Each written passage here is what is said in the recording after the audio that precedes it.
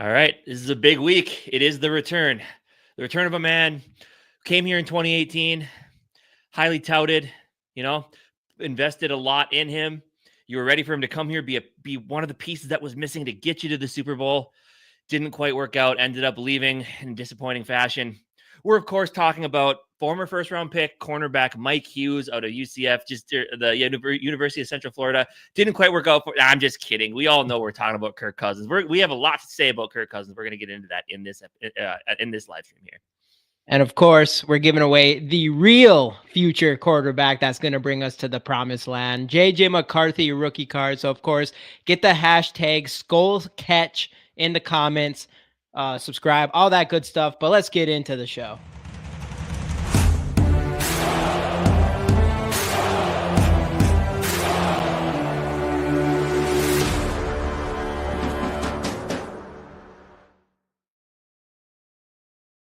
All right, thank you everybody for joining us.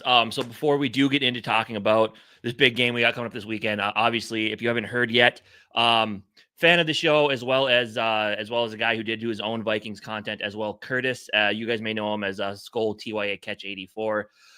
He did unexpectedly pass Tuesday night. Not a lot of details are known. Obviously, at this point, it doesn't really matter. I mean, just respecting the privacy of the family. No one really knows a whole lot. We got, obviously they're going through a really tough time. So just respect their privacy in this time when obviously it's a pretty hefty grieving process. Mm-hmm. But yeah, I mean, it's one of those scenarios that really just kind of hits home that, you hear it all the time when something unexpected like this happens. Just got to appreciate life. It can be taken away sooner than anybody expects. Live every day like it's your last. So just keep his family thoughts and prayers, however you find peace with this type of stuff. And if you are willing and able to support financially, we do have a link to the GoFundMe in the description of this live stream. If you guys, if you're able to drop some money in there, it'd be much appreciated. And if you're not, we understand everybody's kind of in different spots financially. Thoughts, prayers, just keep them in mind. Keep his family in mind. Just really, I mean, I don't really know words to describe it. I mean, what I know you in the description, you typed up the description. You had some pretty nice things to say. I don't know. You don't really know how to come to terms like this, I guess. Yeah. I mean, and that's just on our side here, just a guy who we did get to meet at Skol Fest and all that stuff, and just good dude, kind of in our chat from the beginning. Yeah, dude. Yeah. It sucks. I mean, that's straight up what it is. It sucks. Of course, you would never want to see anything like that happen to anybody, especially someone that we were able to know and work with. For us specifically, he was one of the very first supporters on our podcast. And then because of Yogi and thoughts out to them too. I mean, obviously, like you said, to his entire family, but Yogi and Tony, I know those two became really close with Catch as well, with their podcasts and all that kind of all those things. But for us, it went from him being one of our very first supporters to, a content creator in our space, the Purple Gang space, with whatever everybody else knows, everybody in the comments, guys like Rap and SK and all of them, and ultimately coming together at Skol Fest, and he was there with us giving his takes as well. So again, like Casey said, we do have the GoFundMe link in the description below. So anything counts, anything will help. So if you guys can go do that for us and help, just do that. I mean, great guy. And if I know one thing for sure, though, we didn't know him for a very long time. I mean, this past year, but one thing was obvious is he did love the Vikings and he loved to talk the Vikings. And if there was one thing that dude one thing that I probably saw from him that I never seen from pretty much anyone else's is in this space is how often he'd be up to hop on anybody's stream to just talk Vikings. I mean, he put on marathons over on Vikings Vintage on Yogi's channel. Like, he'd go on for 4 hours. So he was a grinder. And yeah, I mean, that being said, I think we just got to continue doing what we know he loves and what we love as well. And that's talk Viking football. And we do got a big game here, arguably the most anticipated game coming into this season against Kirk Cousins. So let's get into all that good stuff. Let's do some shout outs here first. We have Skol Mafia in the building right away, tapping in here from my work truck window in snow here. Yeah, dude, I forget you're like right next to Buffalo, so you're getting like that crazy snow over there. But what up, Skol Mafia? Skol for life, Barber in the building. Sup, Jamie and Casey. Rips TY Skol 100%, 100%. And just like we said down here, again, I did pick the best JJ McCarthy card that I did have. I know he just won one recently. I'm pretty sure in our last stream he literally mentioned that he just got his card and was excited about it. But giving away the JJ McCarthy rookie card, the bomb squad. So get the hashtag Skol Catch in the comments. Skol Catch, as you can see on the ticker below us. Hashtag Skol Catch to win this card, given away at the end of the show. All that good stuff. But continuing here, we got Bob Sweet in the building. My guy, Bob, let's go. Bleeding Purple. Hey, everyone. De Niro Jones in the building. Rip Catch, 100%. Rip Curtis. Gwen, welcome in. Welcome in. Who else we got? FT Maddie, Prayer Sense. Yes, appreciate you all. Appreciate you all. Skol Catch. Yeah, get those Skol Catches in the comments. All that good stuff. But anyways, just initial thoughts on this game. Kirk Cousins is back in town, man. I mean, who was here for 6 years, leaves. I mean, I wouldn't really say it wasn't really ugly, but a lot of us anticipated, a lot of us wanted it. Some people didn't. What's your thoughts on this game and Kirk Cousins coming back? Yeah, I mean, we're catching him at the right time. I mean, they're on a little bit of a losing streak here. He just got off a 4-interception game, one of them being a pick six. One of them was the game sealing interception. So we're kind of catching him at the right time. It's gonna be interesting though. I mean, I did watch his full press conference yesterday, and it's kind of classic Kirk Cousins. Just quiet guy. Just said, it's just another football game. Like, I'm sure the fans are going to be hostile. I'm excited to get back there. I know some people. He made a little joke about the tampering thing, which was kind of funny. But it was a classic Kirk Cousins press conference, and it's gonna be interesting, man. I mean, I know he's coming off of a rough game, but I mean, we've seen the revenge game thing. I do think there is a part of him that did feel a little bit slighted. Again, we offered him a good amount of money to stay with the caveat that, hey, we would be bringing in another quarterback behind you. Sure enough, he takes the money, and now he's in a scenario where the team drafted the quarterback behind him, and there's already rumors that they might be looking to move on to him after one season. So yeah, it's just it's gonna be an interesting game, and I think their offense is gonna test our defense for sure. I do think that this could be the game where our offense though gets it. I mean, look, they have pieces on that defense, right? They have some names. They have Grady Jarrett. Right. They have Matthew Judon. They got some guys in the defensive backfield that are solid, but their defense as a whole hasn't been that impressive this year. So while I do think that offense with Kirk Cousins at the helm will cause us some issues, I think this is going to be the game where we may finally see that offensive explosion, and it all comes down to being aggressive and just moving the ball early and getting into a rhythm, something we didn't do last week. So I'm excited, man. I think this is going to be a real fun game, and I think we'll be feeling pretty good come Sunday afternoon. Hey, dude, I do too. I mean, yeah, it's gonna be a good one, man. And it'll be interesting to see Kirk. I know he's kind of gotten better at like big moments in his career, and this is going to be a big one for him. And I think he went 2-0 against the Commanders or Washington, whatever you want to call them, when he played them as a Viking. So, I mean, he's going to come in here. I think he's going to come here and he's going to try to ball out. And, we're going to get into it more with our keys to victory is what we got to do against him. I'm sure it's pretty obvious, but you do have to worry because if that dude has time, he's got one of the best arms in the game as far as just talent. So you got to do that. I'm a little bit worried. I do think we're going to get a good Kirk Cousins. I don't think it's going to be a cakewalk. I don't think we're going to see him throw 4 interceptions. Maybe sometimes. I mean, it's definitely a possibility. He's on one of those stretches, so we'll see. Couple things here, George. What up with Curtis? Hey, he unfortunately passed away a couple nights ago. Yeah, we were mentioned we do have the GoFundMe link in the comments. So if anybody's trying to give any super chats or whatever, just go there. We'd appreciate that much more. Any super chats that we get as well, we'll go straight to that anyways. So definitely appreciate that. Bandito in the building. Hey, man, it's been a minute.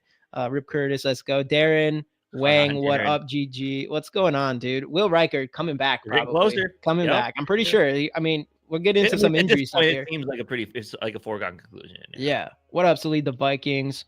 Of course, yes. But yeah, dude. Oh, no, we have no idea on any of the details, Yeah, George. yeah, Um, yeah, but anyways, so I don't know. I mean, it's Kirk good one. Cousins, man. Yeah, It's Kirk it's gonna. I Cousins. don't know. It's It's gonna be a that lot of time. fun. It's gonna be a I lot of fun. know. Again, We gotta win this one. If there's a game, we gotta win this year. We all know. We had this circled on our boards immediately when the schedule came out. So we were hoping there'd be home opener so we could have went and yeah, saw it. But this is gonna right. be a really good one. And man, Yeah, it's gonna be crazy. But do we want to do it now?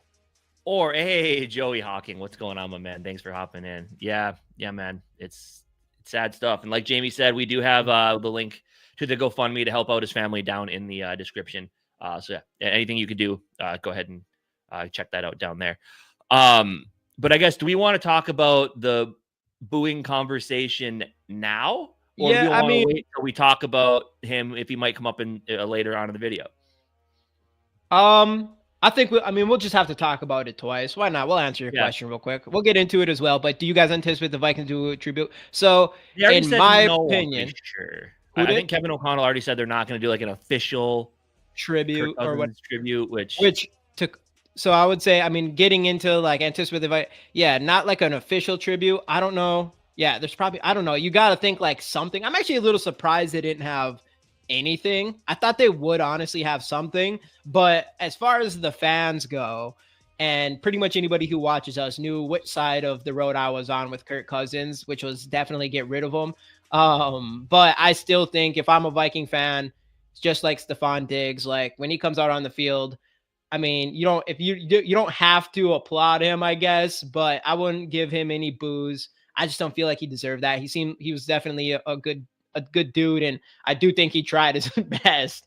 The reality is just he just doesn't have just enough, I feel like.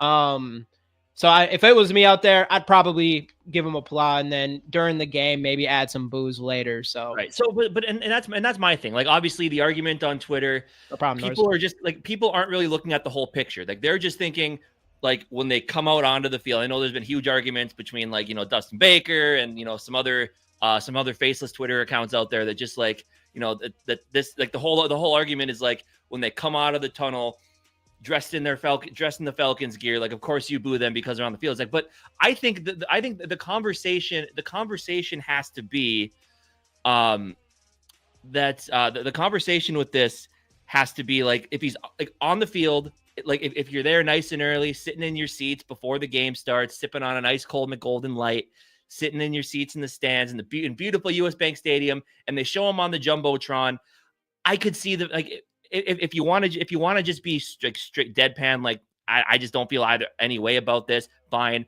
If you appreciated him here, give him a round of applause. It happens. If you didn't, just don't boo. Like, boo when he's on the field, of course you're going to boo him. That's what you do, right? Like, when they're coming out of the tunnel and the game's about to start, of course the boos are going to rain down. That's just how it is. But I think people are missing the fact, like, when he's just on the field pregame warmups, there's no need to boo the guy, because at the end of the day, sure, he didn't get us to the promised land, but he did what he thought was best. And, like, again, he's like the biggest guy in the league. Everyone, you call him greedy. You can call him greedy. You can call him not. I see both sides of it.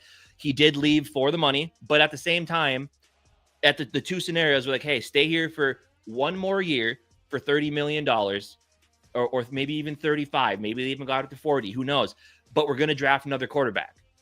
Or we'll give you 150 over, or a 1.618, however much it was. It was like $45 million a year over 3 to 4 years with quite a bit of money guaranteed. Like, him at his age and where he's at in his career, I 100% get it. So I was always more pro than anti Kirk. Had he came back for a cheap deal, I'd have been fine.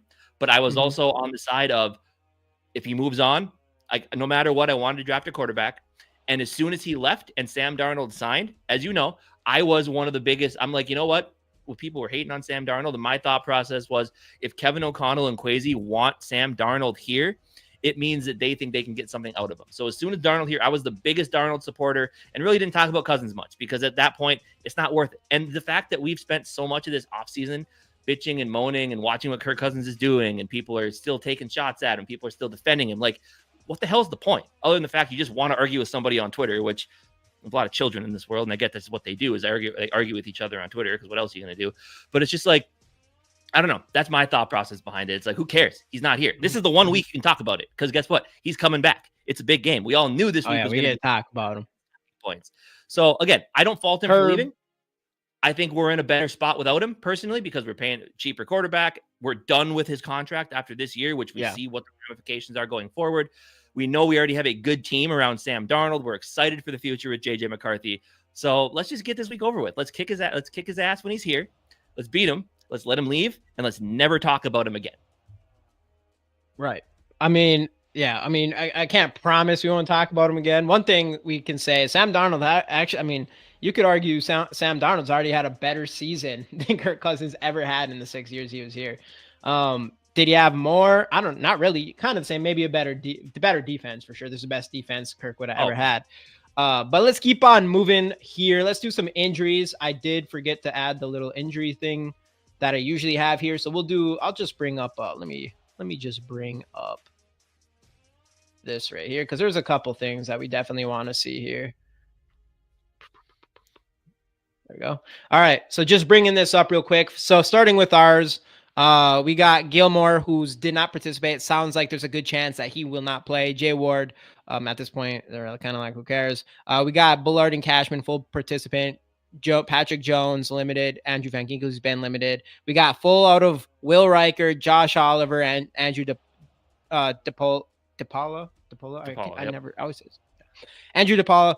And then one Dalton Reisner, who was not on the injury report throughout this week, did pop up there today. So hopefully he's good because that will kind of stink to not have him, especially in the past game. Wasn't the back injury what kept him out early part of this year too, though, which is kind of the concerning part? Yeah, I think so. I think that was it. Yeah. So that is on top of that. So we'll find out. So definitely we have to keep an eye on Dalton Reisner, unfortunately. Mike Hughes, the guy that we started this video with, full participant, so we probably will see him. Hopefully he doesn't make us pay. Troy Anderson, full. So let's see. We go to Jace McCle. Yeah, I mean, they're probably going to be pretty healthy in this game. It looks like Chris Lindstrom, if he doesn't play, non-injury. So, do you remember Troy Anderson, by the way? You recognize that name at all? When we were going over linebackers a couple years ago, going to the draft, he was like that really, I think he was like a converted. I can't remember what position he played, and I can't remember. Did he play for Notre Dame or something? Or either way, he was a guy that I really, really liked. Let's see. Let me see. I felt like it was a red team. Oh, he plays for a red team now. Well, yeah, even back then, I thought he might have played for a red team. Troy Anderson. Let's see. Where did he play college? He went to Montana State University. Is that a red team? I have no idea. Really small school though. But all I remember is I liked him. I liked him a lot coming out of college. Yeah, and he was starting linebacker. I remember. So he's doing good for himself. All right, let's keep on moving here. Young Smokey in the building. This is a bust statement win for Vikings. Don't want to see them lose this one. They better not let. What's going on, Smokey? By the way, better not let Kirk sit in the pocket. What up, Two-Tone? By the way, Norris in here as well. Who cares? Don't give him any tribute or boo him. That's what you do, meh players. To meh players. I mean, in my opinion, Kirk was kind of meh, but he also is the reason. He's like definitely a big part of the reason why Justin Jefferson has the most receiving yards in NFL history in his first. So it's like, say what you want as far as winning goes, but he's still part of Justin Jefferson starting his career off as the best receiver in the NFL. And JJ mentioned that too. It's like, because there's a huge deal where they asked him like early on this week, like, oh, have you talked to Kirk at all since whatever? And he said, no, not really. And everyone, everyone thought they were so close. And why did he say that? And you think he'd say something, and maybe they're not as close. Like, people are just read into this stuff for what a conversation. I don't really know, but he said it today. He's like, I don't feel like I needed to say a big goodbye to him because he knew what he meant to my career. Like, he was a good quarterback, but he was here. He's happy. We had good times together. I owe a lot to him, but at the same time, he went to Atlanta. He's having a good time there. We're 10-2. Our quarterback's a leader. We're good to go. So it's a really Justin Jefferson way of saying like it's a non-conversation piece. Like and it's smart. He's not adding any like fuel to the fire, right? Because if JJ comes out and he just says something mean or says something bad about him or doesn't say anything about him at all, then you're adding fuel to the fire where Kirk Cousins is like, oh, he doesn't realize what I did for his career. So it was really smart on Jefferson. It's a good competitive thing just to not add any chalkboard material at all. And that's kind of a big thing with this league on both sides. Like there's no need for any of that, because that does motivate teams when someone who left just says something, kind of whatever. Right. Like a couple weeks ago when someone said about Sam Darnold, like, oh, he's been inconsistent. He's been throwing a lot of interceptions and turnovers. So I wouldn't say he's having that great of a year. Like, and then he comes out and plays a really good football game. So it's just, we don't need any chalkboard material off from either side. I mean, of course, there's going to be people who are going to boo and stuff, which it is what it is. Like, if you want to boo, boo. But generally, I don't think so. I think most people aren't going to boo him. I mean, he was here. He put up stats that we didn't see from quarterbacks, and we've had some struggles. So, I mean, it was nice to see. Did we keep him around too long? In my opinion, yes. That's where things kind of changed. But let's keep on moving here. Of course, everybody giving away one of my better JJ McCarthy rookie cards. Get the hashtag Skol Catch in the comments. Like the video and subscribe if you haven't already. But of course, get the hashtag Skol Catch in the comments. Let's move on to our top 5 keys to victory, starting with number 5. And that is get Jefferson involved early. I mean, it's going to be pretty obvious, but just to throw some stats at you, this year, the Atlanta Falcons pass defense has allowed 73.5% completion rate versus opposing wide receiver, which is the biggest in the NFL. On top of that, they've allowed the 5th most passing yards this season of 243 yards per game. But the big thing here was obviously you got to get your wide receivers involved if they're allowing that big of a completion percentage. You're also not playing against some weak secondary either. They do have some guys that can cover. Just to keep in mind, I don't think it's going to be just a walk in the park. But the big thing is last week, it took us until the beginning of the second quarter or the end of the second quarter to even get JJ his first touch. We came out in the second half, started making him a big part of the offense, moving him around, making sure he's touching the ball. And as we all know, our offense started to click. So definitely do that early. What is your thoughts on Justin Jefferson and getting them all involved in this game? Right. I mean, and that's the thing. And we talked about it on our Monday stream, and how after the Bears game, he had 2 catches, 27 yards, but Addison had 160, TJ Hawkinson had 117. And he said after the game, it's like either if I don't eat, they're going to eat based on how he's covered. And I think we did see some changes in how teams were covering him because of what these other receivers were doing, which was great. But the thing with Justin Jefferson is like, he's going to be fine with not touching the football if the offense is moving and putting up yards, and that's the problem. We were not doing that in the first half, and he's going to keep quiet about this. He's not going to be a big diva. He's not going to be a diva receiver, and he still wasn't a diva receiver. But this last week when the offense wasn't moving, that's when he went at halftime and said, you got to get me the football and things are going to start to click. And sure enough, that's exactly what happened. And I just kind of think back to the Rams game where he was heavily involved in the scripted first 15 plays, and the offense is able to put up 2 straight scoring drives. So all in all, you got to get, I mean, that's the big thing. Like if the run game isn't quite working like you want it to, you got to get the ball to the highest paid non-quarterback in the league, the best player at his position at wide receiver. You got to get Justin Jefferson the football. Like you said, put him in different spots, put him in the backfield. Just get him the ball somehow, some way to show you that you're willing to try. Maybe take a deep shot on the opening play. Who knows? Just something to let them know that he's going to be a part of this offense. And that's only going to open things up for other players, which in turn is going to open things back up for him. And I'm telling you, and I think we'll probably talk about it later too. Like, I see this as being one of his I think he's going to have at least 2 the rest of the season, but this will be the first one of a 150 plus and 1 or 2 touchdown type game. You feel it coming. And after what happened last week and everything, this is going to be the week where it really, really kicks off. So I have a good feeling about it. I have a good feeling that O'Connell's going to learn from last week. And to start, they're going to get him early, and he's going to have a couple huge big time plays. And we're going to see one of those legendary Justin Jefferson games here. Let's go. Love to hear it. Keep it on going here. Keys to victory. Number 4, win the turnover battle. Obviously, if anybody doesn't know, Kirk Cousins has 6 interceptions in his last 3 games. Sam Darnold was able to figure out his turnover problem just for Aaron Jones to pick it up, who has 4 fumbles in the last 3 games.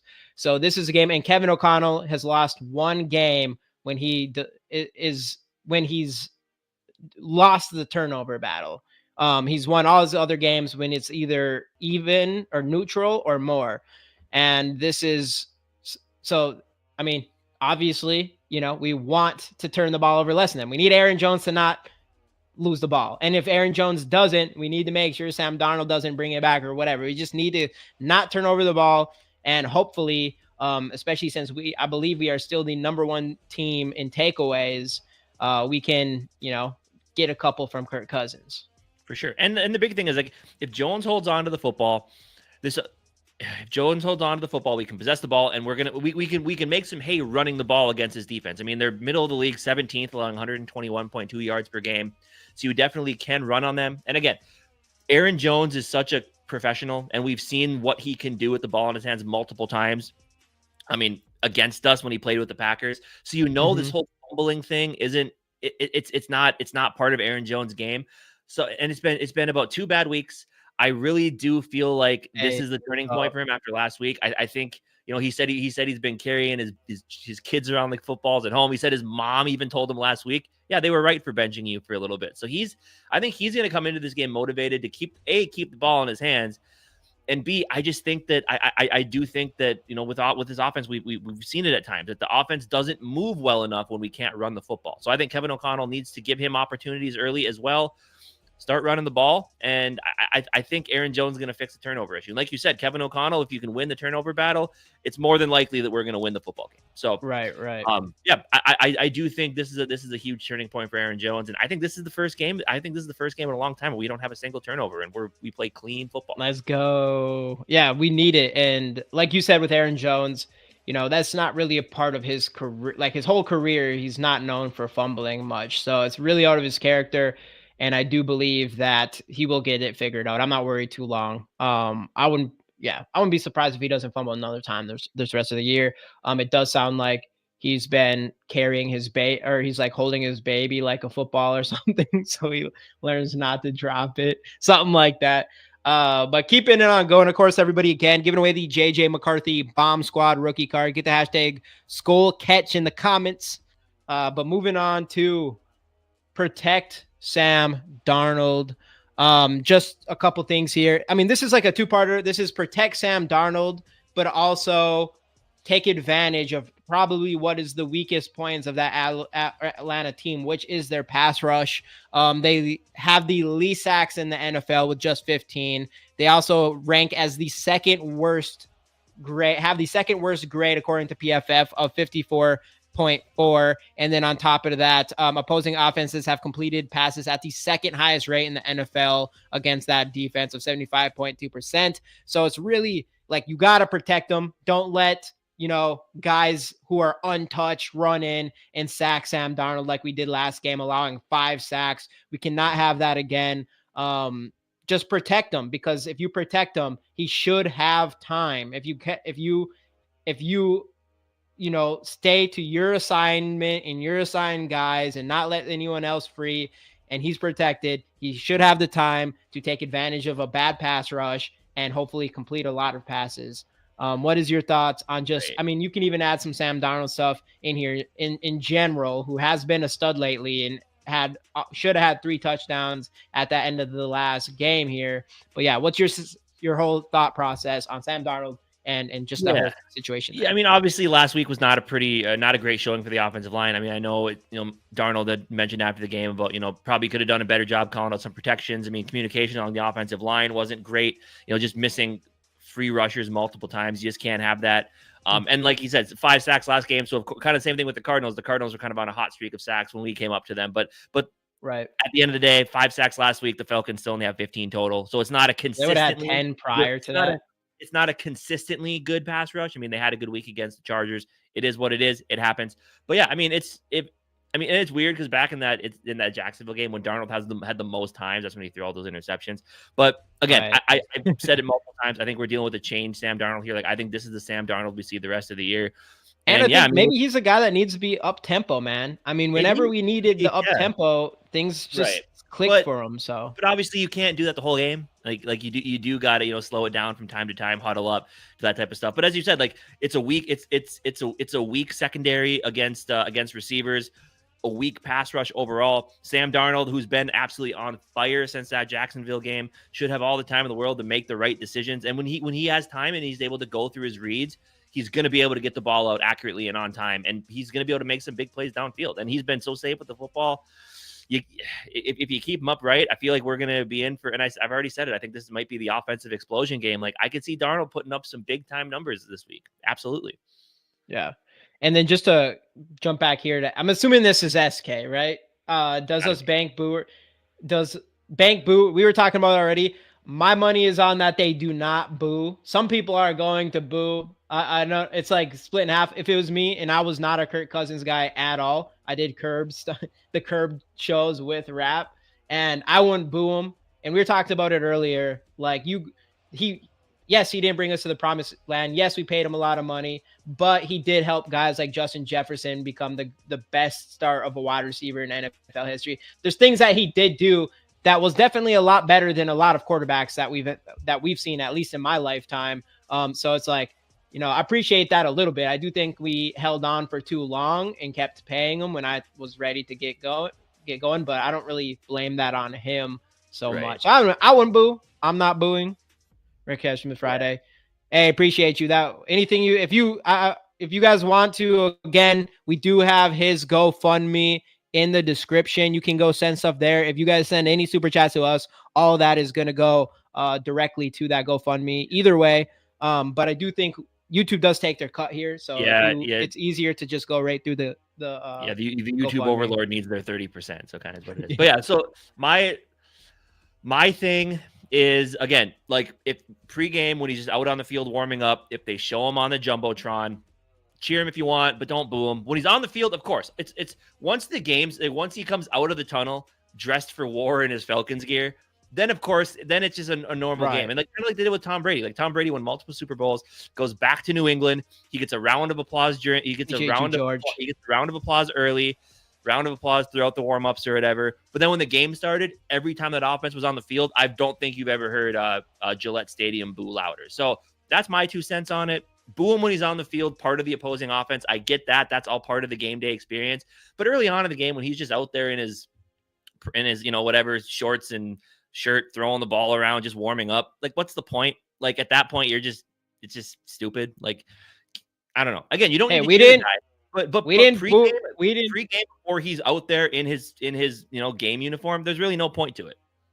We didn't boo Stephon Diggs, and he actually, if anyone had he was worth more of a booing than Kirk Cousins. Didn't do anything wrong. Diggs worked his way out of here being a prima donna type of situation. Yeah. So Kirk would have, I wasn't gonna boo. I didn't want to boo Stephon Diggs either because he was a stud for us type of thing. Yeah. But absolutely. I mean, he gave me the best Vikings moment in my lifetime. Like, yeah, true. There's nothing that beats that. I don't know. It is but what Kirk it is. Is more polarizing. Yeah. For sure. I mean, it's like a 50-50 thing. He's like the most polarizing player in Vikings history. There's no ifs, ands, or buts because he was the first guy we invested that much money into at the position for as long as we did. So right. I don't know. It is what it is. As I said, I never had a problem with Kirk Cousins. If he was our quarterback this year for a decent price, I wouldn't have cared. Like I would have. But I'm super pumped with Sam Darnold. I'm super pumped that JJ McCarthy's the future of this team. I was a huge Sam Darnold supporter as soon as he signed, because this is the guy that Kevin O'Connell wanted in case we don't get our quarterback of the future. I think they see something in Darnold. I'm excited to see what we get, and this is what we're getting. So, again, Kirk Cousins, I don't blame him for taking the money. I mean, with the way that Washington dicked him around for a few years, I understand wanting that longer-term stability. For his last big chance at some money. Because if he comes out this year off the Achilles and he didn't play well and only had a 1-year contract, he ain't going to get $45 million a year next year. So he's got his guarantees. I don't know. It is what it is. It is what it is. I mean, I just don't. I mean, at the same time, if someone wants to boo him, I don't care either. Boo him. Of course, when he takes a snap, of course, get as loud as possible. You can boo, most people just do the classic cheering, yelling when the other team's on offense. Absolutely, you can boo. That's all part of the game day experience. You want him to, because he knows it. He knows it's going to be a hostile experience coming back to US Bank, a place where he never had. Did he ever? I don't think he ever played here as the opposing quarterback. And now he gets the opportunity to come here and do that. So yeah, early on in the game though, when he's warming up, don't boo the guy. What the hell's the point? But yeah, when he's on the field, he's part of the other team. Then you go ahead and boo. It's going to be fun. It's going to be, it's going to be a good time. Yeah. Let's keep this rolling though. Obviously. So, I mean, hey, if you want to boo him, not boo him, I don't care. I mean, does he deserve to be booed? I don't feel like I don't think he totally does. He didn't do anything to, if he was like, I don't know if it was ugly leaving or something, maybe, but, anyways, I mean, he's just a good family man. He's a good dad, good husband. He seems all right. Anyways, let's keep on rolling though. We got number 2, stop Bijan in the run game. PFF gives them the 4th highest run game in the NFL with 91.3. On top of that, last week we are considered the best run defense in the NFL at this point, as far as I believe yards allowed is too, right? PFF for sure. But last week we were not able to do that with James Conner, and him and Kyler Murray were able to kind of move the sticks quite a bit with their legs. And we cannot have that with Bijan Robinson, especially with us wanting to kind of, keep Kirk Cousins, spoiler alert, keep the pressure on Kirk Cousins. And with them establishing the run game, that's going to make things a lot more difficult. Casey, what is your thoughts on the run game? Yeah, and I mean, again, like obviously, yes, we are number 1 in the league. I think allowing just over 88 yards per game on the ground, 81.3 yards per game, still number 1 in the league from a yardage per game standpoint. But against some of the elite running backs in this league, we have struggled. I mean, we struggled against both Sonic and Knuckles of Detroit. We struggled against Kyron Williams. I mean, we did well against guys like Jonathan Taylor. But then obviously last week, James Conner, who only had 68 yards, still had some solid runs in there, and Kyler Murray, of course. And luckily, we don't need to worry about containing the quarterback this game, which, again, like you said, we'll talk about in a bit here. But Kevin O'Connell on X's and O's with Paul Allen kind of said it the best, where he's like, it's going to be up to Grenard, Van Ginkel, Pat Jones, Dallas Turner, set the edge and not allow Bijan to bounce outside where he can get really dangerous. He said, you got to make sure that you got to get him cut back inside where the reinforcements are going to be coming with Jalen Redmond, Harrison Phillips, and the linebacker core led by Blake Cashman. Like, that's the game plan. Keep him inside that tackle box, make him bounce back inside, gang tackle him, because that's going to be the key to their offense. They're going to try to get the run game going early, and much like Purple Parlor said, a couple minutes ago, but that's the thing. If we can stop their run game, they're going to find ways to get him outside. They're going to do screens to him. They're going to line him up as a wide receiver. And Kirk Cousins is definitely going to do that. Exactly. And it was funny. On any down, it doesn't matter what down it is. Right. I'm not sure if this was a shot at Kirk Cousins, but he did say, Kirk's one of those quarterbacks. He's not afraid to check the ball down. So he will take some of those checkdowns if they're ready and available to him. Again, I don't think he likes that right now, but quarterback, but it is kind of true. But either way, there might be some designed checkdowns to Bijan. Like if they can't bounce outside in the run game, they're definitely going to try to get him outside somehow. So I think, look, I understand they have talented pass catchers. Obviously, Drake London, Darnell Mooney with little career resurgence, Kyle Pitts, but that passing game is going to hurt you. But if you're Brian Flores, your key number 1 needs to be see where Bijan is at all times and stop him. Like, that's the key to stopping their offense. Yeah, 100%. And just to T-bassing Dallas Turner, I think he was definitely out there last game. He had a couple. Yeah. And I know, what's his name? Patrick Jones has been on limited this week so far, so I don't know what he's going to look like for Sunday for sure. But hopefully we can just keep seeing more and more of him. Obviously, he has room to grow. He's an athletic freak, so hopefully he figures it out. But yep, he had a few great rushes last game. T-Bass, the room is stacked. Yeah, it is. We're going to get in all of that again later. I guess we should have just moved on here, because speaking of the pass rush, of course, we all know Kirk Cousins is an absolute statue. And if you bring the pressure on and actually can get to him, he can make mistakes. He can make bad throws. He can do all those things. The problem is, if you do, and I mentioned this earlier, if you give him time, he is going to make you pay for that. And that's one thing that I think we have one of the best pass rushing group. We're just talking about specifically our edge rushers, outside linebackers, edge rushers are some of the best in the league overall. I think Grenard just got his defensive player of the month for November today. But that's the thing about Kirk Cousins is where he struggles is more from the middle of a defense, not the edge rushers, right? Because he's not edge rushers, he's not someone that's trying to escape the pocket outside of that, right? He's going to step up in the pocket and make you pay that way. And that is one of our biggest issues this year on defense, is creating any sort of pressure from the middle of our defense. And that could be a problem in this game. So I'm like, that's something we need to figure out. Like, I'm hoping there's some way we can create some sort of pressure in the middle of the defense. Otherwise, I do think it might be tough for us to get to Kirk Cousins. But hey, you never know. We do have the edge rushers to do it, but we've been struggling at times to actually get home on the quarterbacks, including the last couple of weeks. They're movement though. Kirk Cousins, the opposite of those guys. Right, for sure. And that's kind of does kind of have to be a breath of fresh air for Brian Flores. Like 2 weeks in a row, you had to deal with mobile quarterbacks, and even next week when we play Caleb Williams again here. But yeah, I think it's going to be a little relaxing for Flores not having to work in that aspect of the quarterback running outside the pocket. But look, Kirk Cousins, say what you will about him, when the guy has time, I mean, he's one of the better quarterbacks in football. He's smart. And for the most part, he's going to make the good decisions. If he has time to stand in the pocket and assess the field, I mean, if you're a pro quarterback, you're going to be able to do this.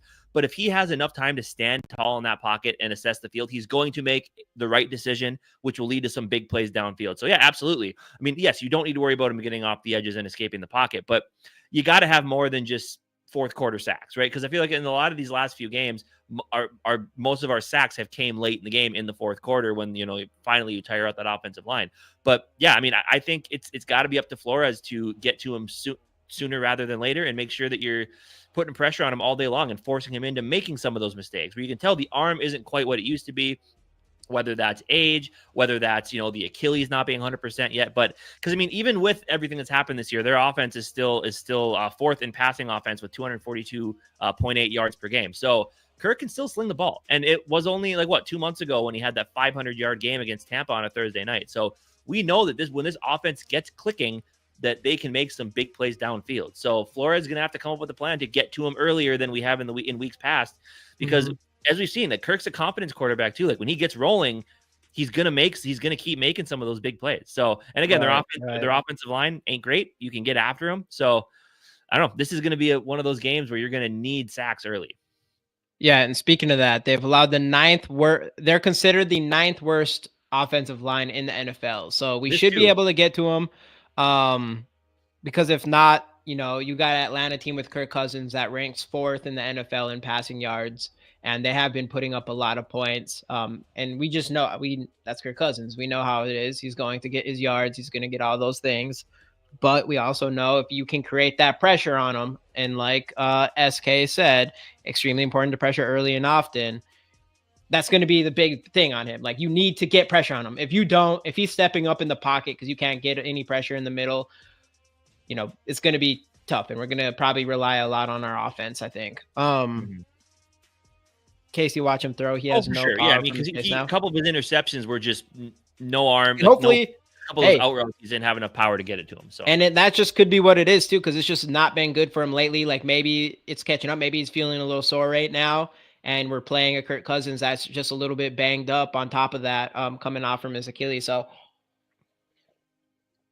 maybe we don't need to worry about some things as much as we would have thought from a pre-injured Kirk Cousins. But keeping on moving here, let's go. We got to do the Skol Gauntlet. So if anybody's been here before or not, we go through each get 30 seconds on each one of these topics. Today we got Packers versus Lions, of course, Jonathan Grenard, Kirk Cousins, biggest concern, X Factor, and bold predictions. Of course, before we start this, again, giving away the JJ McCarthy rookie card. So get the hashtag Skol Catch in the comments. Skol Catch, just like you see right below me right here. So anyways. All right, let's roll. Let me know when you're ready. I'm ready. All right, let's get it. 3, 2, 1. Go. Obviously, big game tonight, Thursday Night Football, Packers versus Lions. The question is, who do you want to win? So I don't want either to win, but I'm looking at it from a win-win perspective, right? If the Packers win, the Lions drop down, we have a chance to control our own destiny. beat them at the end of the year, we win the division, right? It just gets us right closer to that. If the Lions win, it gives us more cushion for the 5 seed over the Packers. And of course, the Packers lose. So, God, who do I want to win? I don't know. Go Pack. No, I can't say it. But probably the Packers. Yeah. Dude, that is really tough. And I mean, you said it exactly how I would have. Like, you want the Lions to lose because, yeah, we control our destiny. If we win the rest of our games, we win the division. But at the same time, if the Packers win, now they're just right in the thick of it with us in the Lions to win the division, which I know none of us want the Packers to win the divisions. I mean, we've talked about it before. The Lions in general, I would say the Lions in general, like, I do not want them to win a Super Bowl, probably more than the Packers.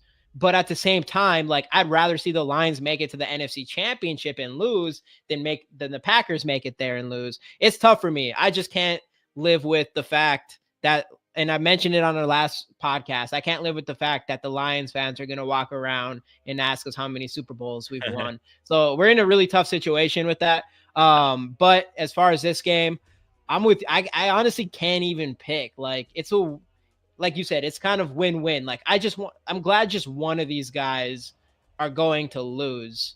But if we're feeling confident and we think that we're going to win the rest of our games, then I guess you have to go with you hoping that the Lions lose this. Yeah, I mean, and you can't, and it's 2024, so you can't make hope the plane crashes into the Packers team hotel, because that's not cool to make those jokes anymore. But yeah, right. It should be the Packers plane crashing into the Lions team. It's whatever, it doesn't matter. But anyway, okay, moving on. Let's keep on moving. We got the one and only Jonathan Grenard winning Defensive Player of the Month. 3, 2, 1, go. Yeah, Jonathan Grenard is your Defensive Player of the Month for November. Huge Jonathan Grenard guy. I mean, there was the question when Danielle left and he came in, was he going to be able to be a 1-to-1 replacement for Danielle Hunter? And honestly, so far, it's been pretty dang close. I mean, yes, this team has Andrew Van Ginkel, who's a fan favorite, 2 pick sixes. Then you got Blake Cashman, who's been just a solid addition in the run game. But to me, on defense, Jonathan Grenard is the best and biggest signing of that free agent class. Yeah. Is it at 7 seconds? What? 3, 2, 1. Did you go over the 30 seconds? I don't think so. Oh, I'm really confused. There was like 7 seconds when I was looking. Anyways, I'll just keep going on to the Jonathan Grenard. Obviously, super stud. Like you said with Danielle Hunter, it's got to be pretty close to. I mean, they've got to be neck and neck as far as statistical goes. I think Danielle Hunter has 10.5. What does Grenard have? 10. 10. So just a half a sack behind Danielle Hunter. Pressures. And yeah, the pressures, leading the league in pressures. Absolute stud. Definitely deserves it. Again, Andrew Van Ginkel, Cashman, and him, 3 of the biggest free agent pickups in the entire league, man. And that's on Kwesi. And I'm sure that our guy Brian Flores had a little bit to do about a part of that. Mm-hmm. For sure. Keeping on rolling here, though. I don't know what. So I don't even know. Like, I don't know what happened there. So when you stopped talking, was there 10 seconds on the clock still? I'm pretty sure I saw 1, but I could be wrong. Oh, I think there's 10 seconds left. Oh, maybe there was. All right. I talked fast. I got all my thoughts out quicker than 30. So it is what it is. We're good. All right. Kirk Cousins. We've talked about him a lot, but let's do it in fast faction here. What about Kirk Cousins? Are we talking about the booing part? Are we talking about just him coming back? Talking about what kind of game we think he's going to have? I don't know. Anything? All right, we talk about that. Just whatever I'll just comes finish to mind. whatever. That's the whole I'll point. go with whatever you don't say. How about that? That's the whole point of this. All right. I have an idea. All right, let's let it roll. All right. 3, 2, 1, go. Kirk Cousins makes his return to US Bank Stadium. So look, Kirk Cousins, we all know the story, good stats.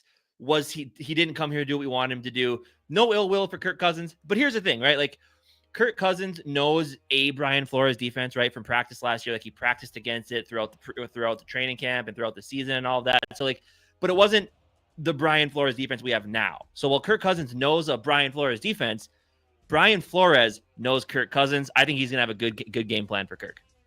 And I do think that's a great point, that Brian Flores probably has the upper hand versus Kirk Cousins compared to the opposite there. And plus, again, Kirk Cousins has been struggling lately, and Brian Flores should get something good, create the pressure on him early, and that's what we hope for. As far as booing him or cheer him, again, I personally think I'm not a Kirk Cousins guy. I was one of the people ready for him to leave. But if it was me, I'm not going to boo him. He helped Justin Jefferson get to all his yards he has.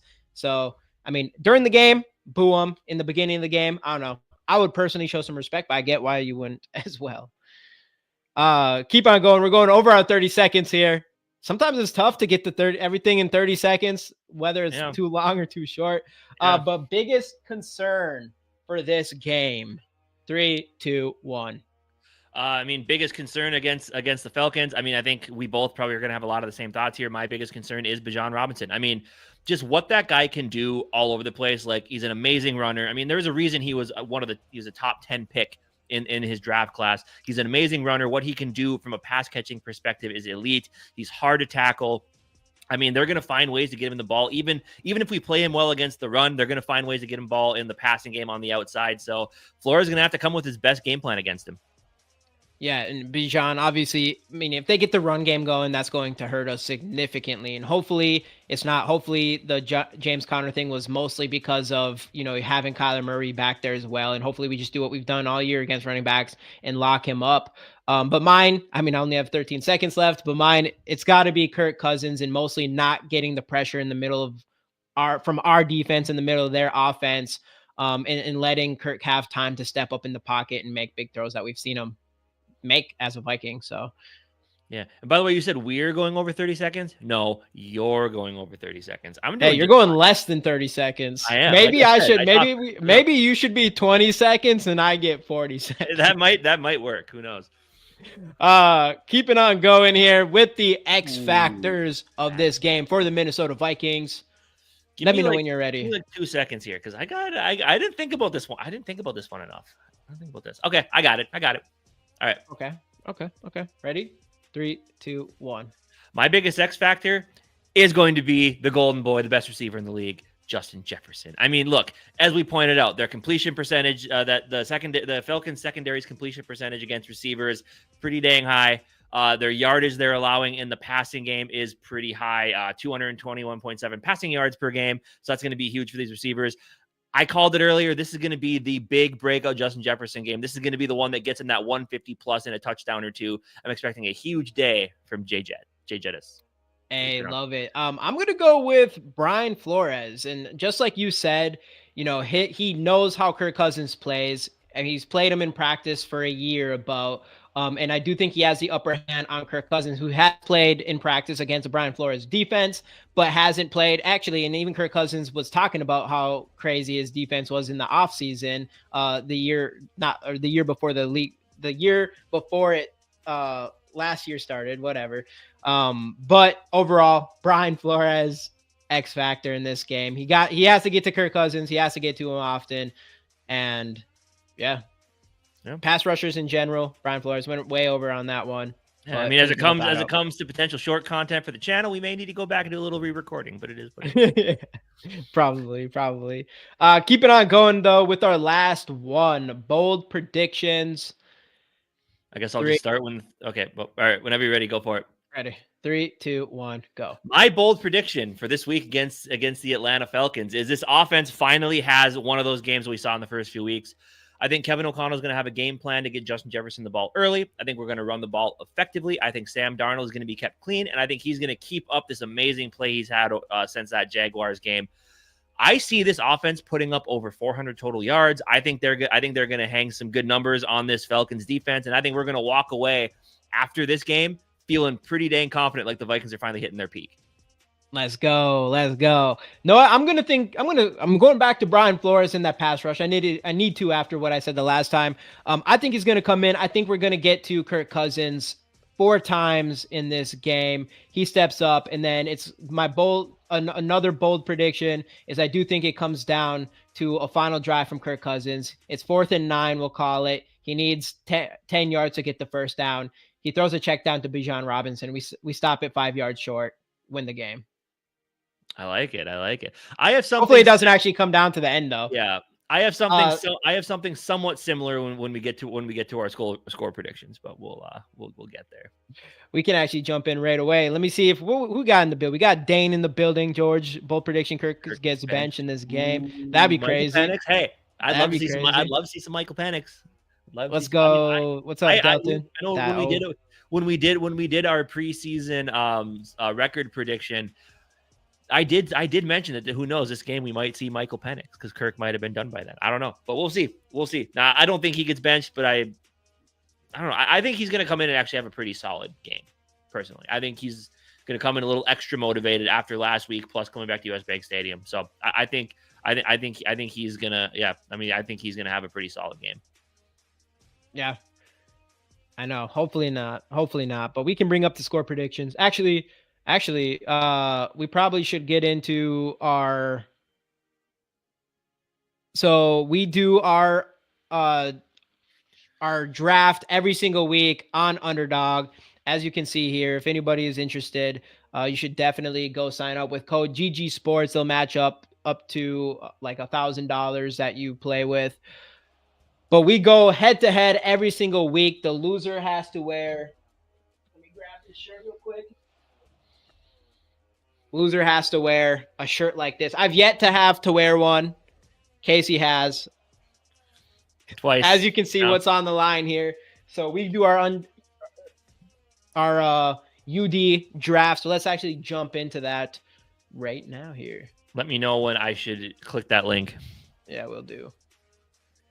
So last week I won. The week before I also won because I just keep winning. Yeah, you're good too. You're good. You're good. And kind of the unfair thing though is you always get first picks. You're the one that starts these things, so I kind of have to sit and see what you end up doing. I mean, you did take my pick last time. That is true, but you kind of let me.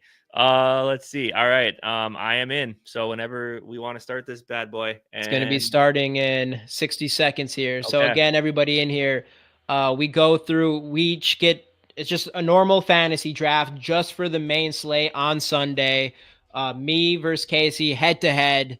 Winner has to wear that shirt, and eventually beer will probably become a part of it. Yeah, but starting here, being lame. Let's get it. You just jinxed it, Jamie. Hey, everyone said I jinxed it last time. I wanted Justin Jefferson, and I accidentally. Oh, I got first pick again. That's why you said that. Yeah, well, you always do because you start it. So no matter what, you're getting the first pick. Dang. Okay, though. Whatever direction you go with, I have a plan. I know. 16 seconds. I don't know what to do here. Oh, just don't talk too much this time. Okay. Yeah. I'll try not to, even though it worked last time. It did. It did work last time. All right. This one's going to hurt me a little bit. But, you're playing against one of the worst defense in the NFL and the guy who's easily been the best fantasy player this year, and that's Saquon Barkley. Yes, it'll probably be a shit show for them, and you won't see Saquon in the fourth quarter, but I think that's going to be a big reason is going to be because of Saquon. Gotta go Saquon. Okay. And I know, I mean, this is the same way this ended up last week, but I talked up a lot of Justin Jefferson game this week, so I gotta go. I gotta take my boy JJ again. I like it. I'm cool with that. Oh, then I get to go again too. Yeah, you got another one. It's gonna look this is very similar. But I am going. I'm swinging with Elvin Kamara again. I think I did that last week too. I'm trusting it. Oh, Bijan's just sitting there. Nah, he's gonna suck. I can't trust him actually for sure. Man, this is tough. It is. I think I'm going to go ahead and. Oh, this is tough. I guess I'm seconds doubling down. Okay. On Eagles players in this one. All right. I will. Oh, you go again. I forgot about that. Oh yeah. Snake drafts are hard. No, it would make a lot of sense for me to go Jalen Hurts, but I don't want to put all my eggs in that basket just in case they absolutely destroy Carolina. So I'm gonna go with. No, I'm gonna go with a chain. Yeah, that was gonna be my pick if you didn't go there. Okay, so now we're kind of at a weird spot here because there's not a ton of like top end running back talent left. So I think I'm gonna take the easy points here at quarterback. I am gonna go. It might be a little early, but I am gonna go Josh Allen, and then I already have a top end wide receiver, so that's gonna be just fine. Brock Bowers has been an absolute stud for that offense. So I'm going a little like, I feel like tight end you can always wait because they're kind of all the same. But I'm gonna go Brock Bowers. I'm gonna fill up one pick at every spot here. All right. So you got the tight ends out of the way. So I'm gonna go. I think I can still pick. God, I can't. We can't pick Bijan. That'd be crazy, right? Yeah, Kyron versus Buffalo. I kind of like that. I mean, I already have two running backs. I think I gotta go Puka here. I would. I mean, that's a good pick. I mean, he's gonna get the targets at least, and they're Yep. gonna have to throw the ball. He's going up against that Bills team. Yep. Hey, what's going on, Gary? And you're up again. Oh yeah. So I'm going to have to go with. I mean, no matter what, you can't pick. I mean, I'm rocking with the Eagles against a terrible Carolina defense. Hopefully they don't destroy them too much, so they don't play in the fourth quarter. But gonna have to go with Jalen Hurts on this one. Yeah. See, now this for me is where it gets really, really tough. I mean, because there's a lot of decent options here, but like none of them like really stand out to me. Like you said, like we're just leaving Bijan sitting here, but against the number one rush defense in the league, can't do it. So I like Bucky Irving, but I just think James Cook is just way too consistent. So I'm going to take James Cook. And then, so I do need another wide receiver. Mike Evans is always good. Tyreek Hill is always solid. George Pickens had some big games. Tyreek Hill's been a choker lately, but He had a big game last week. yeah, he did. I mean, Mike Evans is always good. Going up against Vegas, this is tough. Yeah, I'll take Mike Evans. I ran out of time there, but obviously Trey McBride, 15 targets, 12 catches last week against us, something like that. What is it? 15? Yeah, I was right. 15 targets, 133 yards. Oh wait, no, that was against. Oh, he's 12 for 12 for 96. So yeah, he's been getting all the targets over there. Yeah. I'm feeling good about Trey McBride. Yeah, he's really stepped up for them, man. Is it not letting me pick? No, it is. I think it did this last. I think it did this last week too. All right, like you got him. I'm pretty sure. Better. Plus, he was top tight end anyway, so I think they'd auto draft him to you. But I'm not gonna lie to you. I don't necessarily love my team. I really don't. I mean, my team. I like it if Philly starters aren't all sitting by the fourth quarter. So let's look at this real quick. So you got Josh Allen for Casey. You got Josh Allen, Alvin Kamara, James Cook, Justin Jefferson, and Mike Evans, Brock Bowers. I mean, you got JJ. And then my squad, you got Jalen Hurts, Saquon, Devon Achane, AJ Brown, Puka, and McBride. So yeah, see, I probably shouldn't have gone Brock Bowers when I did. I could have gotten another like receiver at that spot, or maybe a better running back. But I don't hate it, but I just feel like it's not a winning squad. I feel like I panic. I feel like I panic drafted a little bit too much there, but time will tell. Hey, what up, Gary, my guy, bro? I'm devastated by 2. Yeah, dude, it's tough, man. You hate to see that. And again, everybody, before we're about to do the giveaway here, we can also talk about any more score predictions, anything else on this game that's about to start here. But giving away this card, hashtag Skol catch in the comments. And like we've said before, we do have the GoFundMe link below, as you can see on the ticker, in the description. So anything will help. If anybody in here wants to go and donate at all, obviously very appreciative of that. But get those hashtag Skol catches in the comments. About to give away this bomb squad JJ McCarthy rookie card. Definitely a solid card. I think the Bo Nix. So right now this card, the Bo Nix of this card go for like $30, $40. So if JJ McCarthy comes back and he plays anything like Bo Nix, which in my opinion, we're hoping he's better than Bo Nix, this card has a lot of potential. For sure. It's going to be so. Yeah, absolutely. So I guess do we want to do our score predictions on our game, or do we want to talk a little bit about tonight's game first? Gary, hey man, that I'm sure that'd be ridiculously appreciative, bro.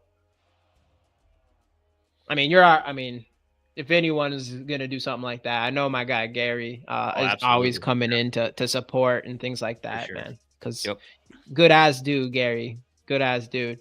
Have a few Christian Ponder cards you can give away. Anyone want any Christian? Anyone want any Christian Ponder cards with? You I can may also still have have a cases. Christian. I may still have a Christian Ponder Ponder. jersey hanging up in the closet right now. I don't know. Yeah, I was a Gary, believer. dude. I was a young dumb Vikings fan. I was a believer, but it is what it is. But anyway, I guess we'll do score predictions for our game first, then we'll kind of talk about Lions Packers a little bit after that. I'm feeling like I feel like it's going to be a tough one. Like I said, I do think we can put up some yards on offense, but I do still think that it is going to be a tough game. I'm saying 27-21 Vikings. I think Kirk Cousins is going to have an opportunity to do what he did a lot in 2022. And I think he's going to come back. I think he's going to have an opportunity to drive down the field and win the game. I don't think he's going to check down on a fourth down, but I do think he ends up throwing a game-ending interception. Vikings walk away for the second week in a row off a walk-off interception. Vikings win 27-21, and we're looking at an 11-2 squad that I'll give my bold take for tonight's game as well. I think the Lions are very banged up. I know a lot of people still favor the Lions. I can't remember who I picked in my pick'em league. I'm thinking the Packers pull this one out, as much as I hate to say it. And I think I saw purple for the win say, like, I don't want the Packers to win. I just want the Lions to lose. So I think we come out of this week, we beat Kirk Cousins. We get that out of the way. We put that behind us. And we move forward. We have the same record as the Lions and officially control our own destiny, with the Lions having to go play the Bills next week. So yeah, I think we come out with a victory, and I think we're tied for first place in the division come Sunday at 3:30. Let's go. For me, predictions, obviously I mentioned I don't know if I actually believe that Kirk Cousins is gonna come down. I don't know if they'll even have one more drive yet, but if they do have one more drive to come beat us, I do think Kirk Cousins is going to throw a dump off on a long fourth down play. I do think that. My score predictions, I believe when I've talked about this before, I went with 31-24. I do think this is going to be a tough battle. I think Kirk Cousins, he is a guy who has stepped up against his old teams, though I don't think he played, a pretty weak Washington team compared to a 10-2 Viking squad. And I ultimately do think we win this game, but I do think if we don't get pressure on Kirk Cousins, he could make us pay. Or, people are right. His Achilles is a little sore. It's a reason why he's not getting a lot of zip on his ball right now and he's throwing interceptions. And Kirk just has a disastrous. It's either one or the other. He's either going to play really well or he's just going to have a really bad game. And that is just the story of Kirk Cousins. That's the only options he kind of has. Rooting for getting Green Bay's back on. But as far as that game goes, as far as the Packers, yeah, we already mentioned it. I mean, I don't know what I want. I'm going to go neutral here. I guess like I said, you'd want the Lions to lose as far as you thinking we're going to finish out the season without a single loss. A tie, what would a tie do? A tie would give us, a tie would be solid, because if we beat Detroit, if we beat Detroit and we didn't lose another single game, we would win that. I think someone said that we have to have a better record than them. Like, if we end up with the same record, I think they still win the division. Oh, even if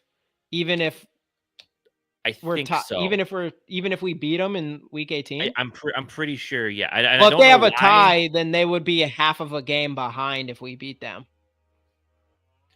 Right? Yeah, I don't know. They got a whole bunch of. Let's just get week 18. Hope it's a win in the division. Win the game, win the division type scenario. We'll see though. Yeah. So Left brought up the tie scenario. Yeah, I mean, if there's a tie and it comes to week 18, and we beat them, we'd be up a half a game on them. So a tie, and then obviously that would make a tie would probably be the most beneficial scenario. I guess. I guess you'd have to win out and beat them week 18.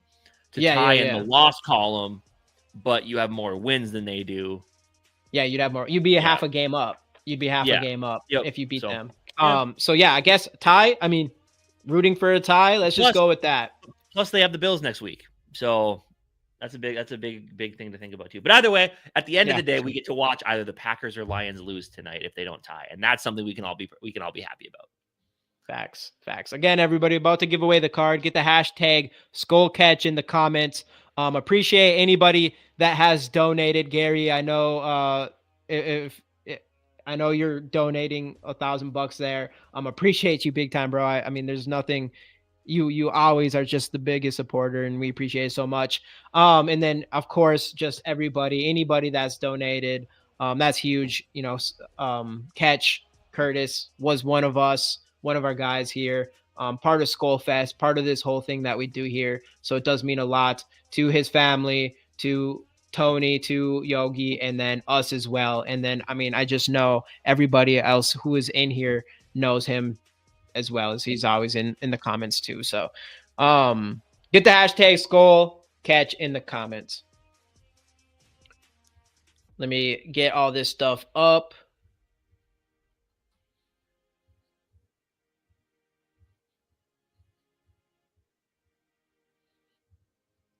Boom. What's the worst thing about a busload of Packers fans going over the cliff? There are 2 seats empty. See, okay, so my plane joke doesn't sound that bad now, right? That's funny. Gary, you the man. Skol Catch. Get the hashtag Skol Catches in there. Let's go. Let's get this going here. 13 entries, good chances. 5 make it to the duck race. 3, 2, 1. Got to be here to make it to the next round. And there's only 10 people in here right now. So, hey, you guys got good chances. Great chances.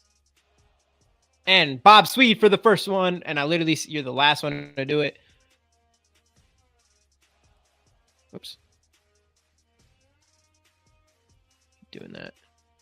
Keep it on going, though. I know Bob's in here.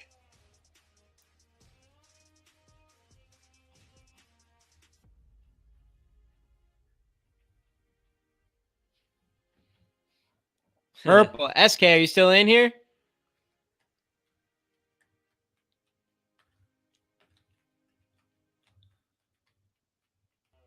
Bob Swede. Bob Swede, did you reply, Bob?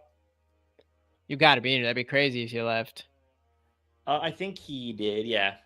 Bob's good.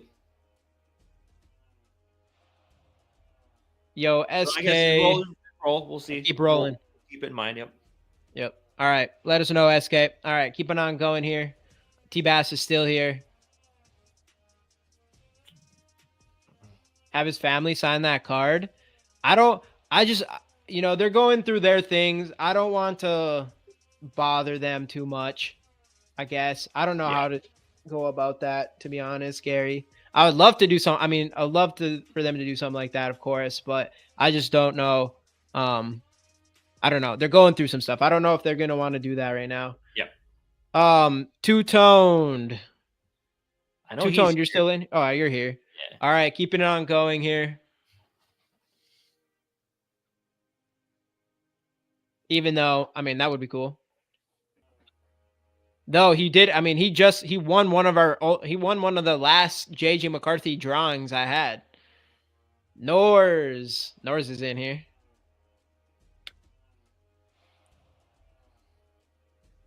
All right, I don't think SK is in here anymore. All right, keeping on rolling. We got 2 more unless SK just pops in. Let's go. Let's go. And it is. Boom. Boom. George. You're obviously in here.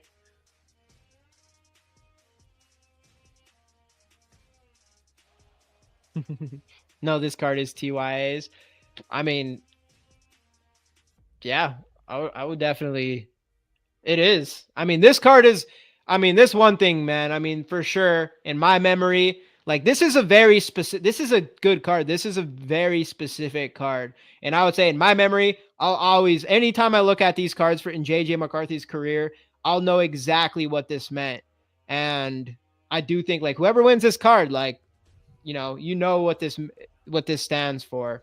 And I do think that is a really cool thing about like even this card, dude. I mean, his memory is with this card. All right, one more to make it into the final round here. 3, 2, 1.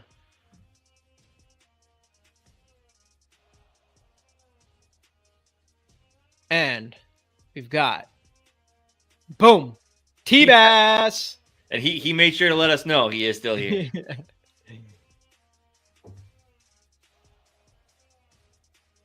All right, we got our 5. Let me switch over here.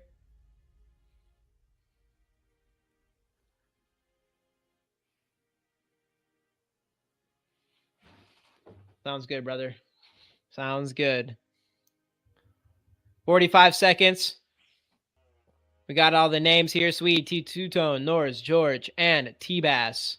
45 seconds. Going for 11 wins. 1, 2, 3, 4, 5, 6, 7, 8, 9, 10, 11. What do you think? I mean, this works, I guess. Got Bernie Sanders. We got some weird Bernie Sanders duck. yellows. We got a plain old duck. We got a parakeet. Facts. Hey, love you all, guys. Seriously, man. All right, let's get this rolling. 3, 2, 1. Boom. With Swede with the early lead. Two-Tone in second here. You got a T-Bass in third, George in fourth. Norris has, I mean, the one in the back, you're always good. 28, 27. Two-Tone second. 20, 19. All right. This is where things get interesting.